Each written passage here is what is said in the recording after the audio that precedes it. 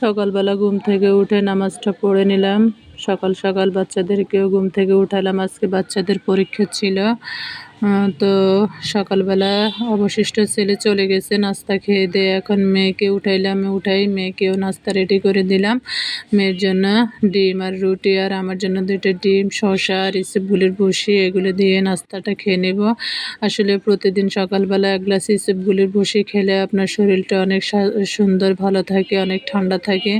যে গরম আর যে রোদ পড়ে, এই রোদে গরমে আমাদের শরীরের অবস্থা কিন্তু একদম 12টা বেজে যায়। তাই কিন্তু সবসময় শরীরটা ঠান্ডা রাখার জন্য আপনি 1 গ্লাস ইসবগুলের ভুসি খেতে পারেন। আমার কাছে কিন্তু ভালো লাগে, আমি ছেলে মেয়েকেও খাওয়ানোর চেষ্টা করি।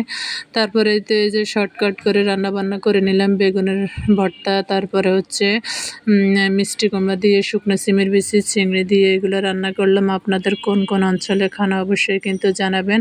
আমাদের দেশে কিন্তু চিংড়ি মাছ দিয়ে, তারপর দিয়ে মিষ্টি কুমড়া আর হচ্ছে শুকনো সিমের বিচিকে ভেজে তারপরে রান্না করে খেতে কিন্তু খুবই ভালো লাগে। আর এই তো এই যে আমার বেগুন ভর্তা দিয়ে কিন্তু ভাত খাওয়াটা হয়ে যাবে। কেমন হলো অবশ্যই কিন্তু জানাবেন। আর ভিডিওটি ভালো লাগলে অবশ্যই লাইক কমেন্ট করতে ভুলবেন না, ভিডিওটি সাবস্ক্রাইব করতে ভুলবেন না। খোদা হাফেজ।